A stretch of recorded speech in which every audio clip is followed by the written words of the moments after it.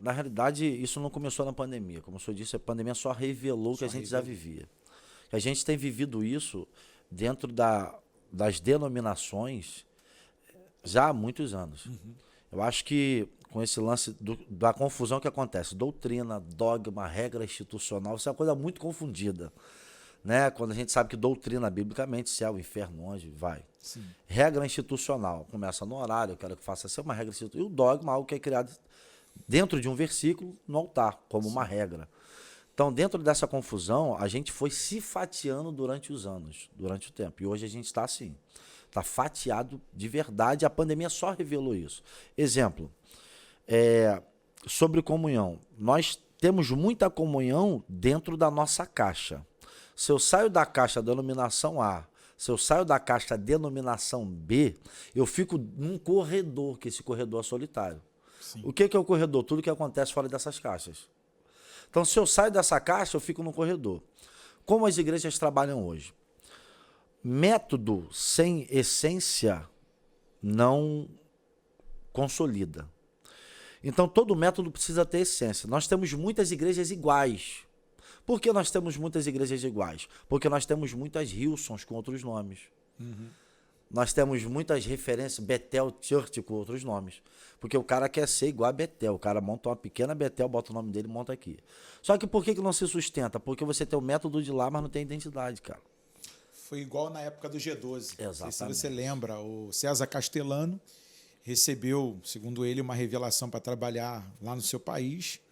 E a turma brasileira que fazia muita romaria missionária para lá, viu o método, achou legal, trouxe. Não pediu orientação para Deus para o seu tempo aqui, como você Deu falou um problema grande, no começo.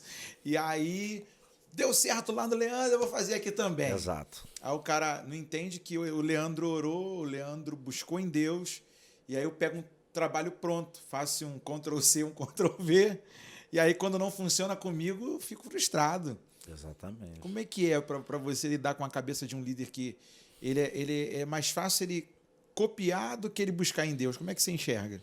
Cara, eu oro primeiro para esse cara enxergar a identidade dele. Porque igreja nenhuma sem identidade cresce.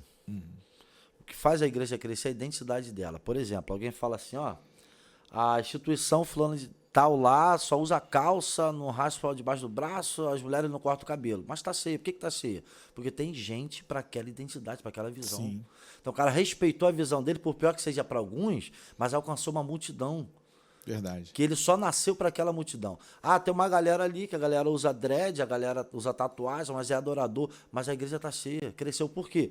Porque o líder respeitou a identidade que está dentro dele. Sim. E quando ele coloca essa identidade para fora, é isso que consolida a igreja dele.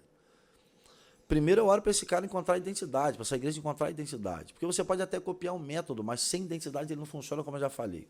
Então você vê e usa aquilo como referência, não como uma cópia, cara. Você tem uma referência para colocar dentro da sua identidade e fazer funcionar na sua igreja. Porque o que vai manter a galera ali é a identidade. Outra coisa do método, a gente vê um monte de igreja preta, porque se vê lá de fora, a gente sabe, mas também tem uma questão psicológica. Exato. Sim. Aí, todas as igrejas são pretas? Beleza. Você está pintando de preto porque viu uma igreja preta?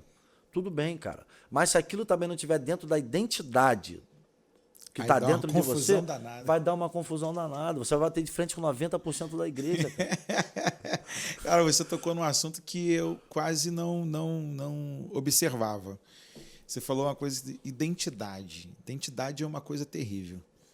Ela, podemos dizer que pode mostrar o bom funcionamento e o bom andamento e a saúde daquela igreja, como pode ser também a falência e também o andar manquejando? Eu acho que sim, mas eu acho que na sua primeira colocação, eu acho que se encaixa melhor. Porque uma identidade, quando ela é tratada, ela realmente vem de Deus, uma visão de Deus, eu acho que essa identidade tende a fazer acelerar aquilo que Deus colocou na visão do líder. Por quê? Uma segunda coisa primeiro, o líder tem que ter certeza da identidade, te explico o porquê. A igreja tem um que gosta de azul, tem outro que gosta de preto, tem outro que gosta de tal marca, tem outro que gosta de outra marca, correto? Essas confusões se Aí dão o sempre líder, na época de congresso, lembra? Escuta essa, aí o líder, o que acontece? O líder, Deus fala com ele na madrugada, Deus fala. Sim. Falou com ele na madrugada, ele chegou na igreja, vou dar um exemplo aqui. Deus pediu para eu colocar aqui, sei lá, tal cor. Vou dar esse exemplo aqui. Tal cor. Aí você chega pro irmão e fala, irmão, vou botar tal cor aqui. O irmão fala, mas essa cor fica ruim, eu gosto de preto.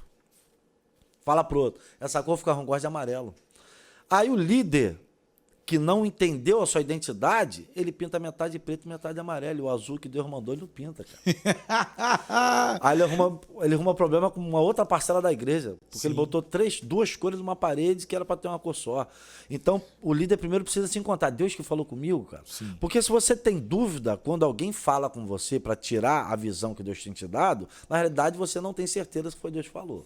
Fora do nosso script, você julga que a maior dificuldade de um líder é passar a visão que ele tem de Deus, falando da identidade, para o seu liderado? Hoje, É. falando aqui já rasgado, Sim. vão comentar aí, pessoal, vamos bater. Eu acho que a maior dificuldade do líder hoje é querer primeiro agradar a Deus para depois agradar o homem. Como consequência de ter agradado a Deus, ter um homem vendo aquilo com bons olhos. Por quê? Porque a gente tem uma instituição hoje que a gente faz um trabalho para manter crente na igreja. Uhum. E para mim manter crente na igreja, às vezes eu tenho que fazer uma coisa que eu não queria, mas eu sei que a maioria quer, então faço. Recebe que é de graça, hein? Isso vai dar corte. Então, olha aí. Então faço. A dificuldade hoje é essa. Então, a igreja é feita de pessoas. Vou entrar direto aqui, tá? Sim. A igreja é feita de pessoas. A gente sabe. O que a Bíblia diz? Onde houver 2 ou 3, Mateus está escrito. Sim. Reunidos em meu nome, ali eu estarei. Qual é a comunidade? Qual é a rua? Qual é a universidade? Qual é o tipo de casa? Grande ou pequena? Qual é o templo? Qual é a tenda? Vamos para a época. Qual é a tenda? Qual é a esquina? Qual é o deserto? Não existe. Por quê? Porque a igreja é onde tem pessoas reunidas em nome do Senhor. A gente sabe que, vindo da origem do nome, reunião ou assembleia. Então ninguém é igreja sozinho, cara. Eu só sou igreja quando eu estou com Paulo, pastor Paulo. Por isso que eu sou igreja. E quando nós estamos com Daniel, isso é ser igreja. Por que uma igreja é caracterizada como igreja? Não é o galpão, é a reunião que acontece dentro dele, cara. Sim. Aquelas pessoas reunidas em nome do Senhor. Aquilo ali é igreja, cara.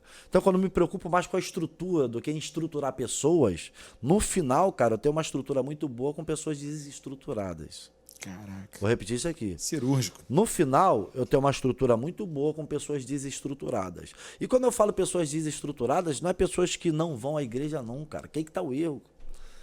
Eu não tenho que fazer algo para a pessoa estar na igreja por aquilo que eu fiz. Ela precisa ser tão apaixonada por Cristo que ela decide estar na igreja todo culto que tem, cara. Verdade. Só que isso é difícil. Aí para isso eu fico inventando método. Eu como líder, inventando método. Eu fico querendo fazer coisa para agradar todo mundo e desagradar os outros, mas não tem problema, já que a maioria está comigo.